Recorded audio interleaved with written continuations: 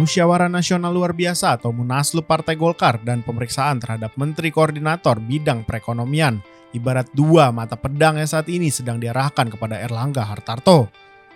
Mata pedang penegakan hukum atas dugaan korupsi kebijakan ekspor crude palm oil atau CPO yang berpotensi menjeratnya sebagai tersangka, dan mata pedang politik yang berpotensi melengsarkannya sebagai Ketua Umum Golkar melalui Munaslup.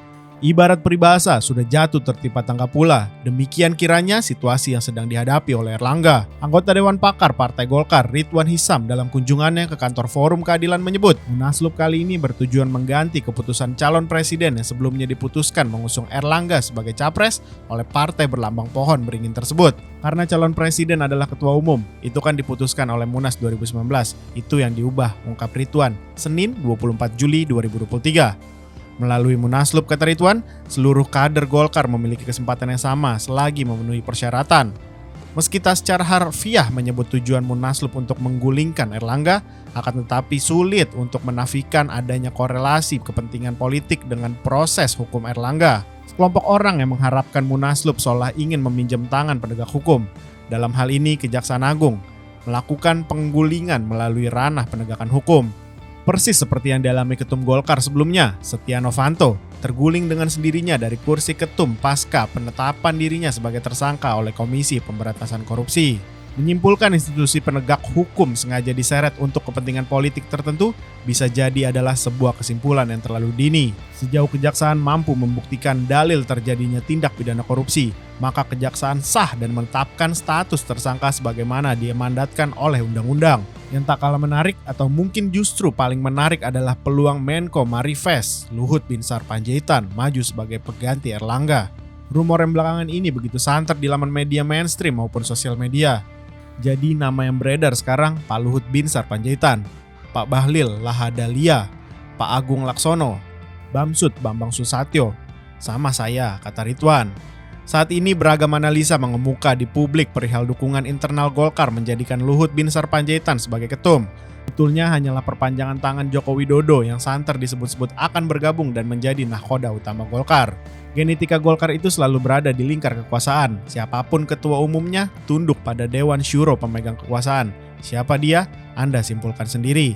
Kata sumber Forum Keadilan membuka sedikit tabir di balik persoalan holistik yang sedang menimpa Erlangga.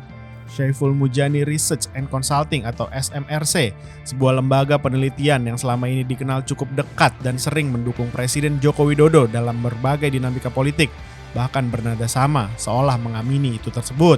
Bisa saja ketua umumnya tidak cakap karena tidak bisa menyelesaikan mandat dari keputusan partai itu sendiri, ungkapnya kepada Forum Keadilan pada Senin 24 Juli 2023.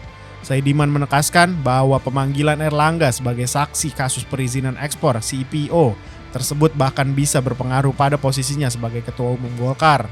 Saya kira lawan politik Erlangga akan menggunakan segala cara yang mungkin bisa dilakukan, ujarnya. Salah satunya isu partai ini susah menentukan arah koalisi atau bahkan maju sebagai calon presiden atau calon wakil presiden. Itu bisa dijadikan isu untuk kemudian dipakai oleh lawan politik Erlangga di internal Golkar untuk melengsarkan, tutur Saidiman. Peneliti ahli utama Badan Riset dan Inovasi Nasional atau BRIN, Siti Zuro membenarkan jika politisasi hukum sudah menjadi hal yang kerap terjadi, terutama dalam hal penjegalan salah satu elit. Di Indonesia ini, politisasi hukum itu sudah jadi hal yang jamak. Bagaimana agar nanti tidak bisa nyalonin? Di kasus hukum kan saja. Jadi semua yang bicara hukum ini tidak sehat menurut saya, ungkapnya kepada Forum Keadilan pada Senin 24 Juli. Sejatinya lengsernya ketua umum partai karena terlibat dalam kasus hukum sudah terjadi beberapa kali. Ex-ketua umum Golkar Akbar Tanjung pernah terjerat kasus korupsi dana non-budgeter Bulog pada tahun 2002 silam. Saat itu Akbar dijatuhi vonis 3 tahun penjara dan denda 10 juta pada 4 September 2002. Majelis Hakim Pengadilan Negeri Jakarta, pimpinan Amiruddin Zakaria menyatakan Akbar terbukti merugikan negara 40 miliar rupiah karena menyalahgunakan dana non-budgeter Bulog. Namun vonis itu dibatalkan Mahkamah Agung lewat sidang kasasi pada Februari 2004. Dari 5 anggota Majelis Kasasi, hanya Abdul Rahman Soleh yang mengatakan Akbar bersalah. Akbar akhirnya bebas dari penjara. Posisi Akbar Tanjung di Golkar lantas digantikan oleh Yusuf Kala. Masih dari Golkar, KPK juga menetapkan ex-ketum Golkar Setia Novanto, sekaligus Ketua DPR RI sebagai tersangka kasus korupsi proyek pengadaan kartu tanda penduduk. berbasis elektronik atau IKTP. Ia diduga ikut mengakibatkan kerugian negara 2,3 triliun dari nilai proyek 5,9 triliun. Novanto disangka melanggar pasal 3 atau pasal 2 ayat 1 Undang-Undang Nomor 31 Tahun 1999 sebagaimana diubah dalam Undang-Undang Nomor 20 Tahun 2001 tentang pemberantasan tindak pidana korupsi junto pasal 55 ayat 1 ke 1 KUHP. Posisi Novanto di Golkar kemudian digantikan Erlangga Hartarto yang kini juga terseret kasus hukum.